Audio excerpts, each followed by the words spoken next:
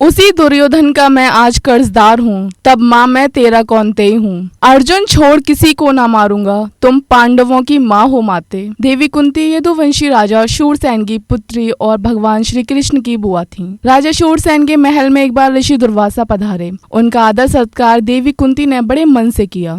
कुंती की सेवा से प्रसन्न होकर ऋषि दुर्वासा ने उन्हें एक मंत्र का जाप करने के लिए दिया और कहा कि आप इस मंत्र के जाप से किसी भी देवता को प्रसन्न करके उनसे अपनी इच्छा पूरी करवा सकती हो। देवी कुंती ने मंत्र की सत्यता जानने के लिए एकांत में उस मंत्र का उच्चारण शुरू कर सूर्य देव का स्मरण किया। उसी समय सूर्य देव वहां प्रकट हो गए और बोले कि देवी तुम मुझसे किस वस्तु की अभिलाषा रखती हो, मैं तुम्हारी इच्छा अवश्य पूरी करूंगा। कुंती ने कहा कि हे देव, मुझे किसी वस्तु की कोई अभिलाषा नहीं है, मैं तो केवल इस मंत्र की सत्यता जानना चाहती थी, इसलिए मैंने इसका जाप किया। कुंती की ये वचन सुनकर सूर्यदेव बोले, हे कुंती, मेरा यहाँ आना ऐसे व्यर्थ नहीं जा सकता। मैं तुम्हें पराक्रमी और दानवीर पुत्र प्रदान करता हूँ। कुंती लोक लाज के कारण यह बात किसी से नहीं कर पाई और समय आने पर उन्होंने कवच और कुंडलधारी पुत्र को जन्म दिया। लक्ष्य चाहे जो भी हो, लगता बस एक क्षण था। चीर दे उस क्षण में लक्ष्य वो सूर्य पुत्र कर्ण था। कुंती माँ का ज्येष्ठ पुत्र, मन से वो धीर था। वीर वह शूरवीर, दुनिया में बड़ा दानवीर था। कर्ण की दानवीरता को कौन नहीं जानता। महाभारत के समय जब इंद्र भेष बदलकर कर्ण से उसके कवच और कुंडल मांगने आए थे, कर्ण ने इंद्र को पहचान लिया था। उसके बाद भी उसने अपने कवच और कुंडल मांगने पर इंद्र को दान में दे दिए थे। ऐसा कहा जाता है कि श्री कृष्ण, कर्ण और द्रौपदी के शरीर में समानता थी।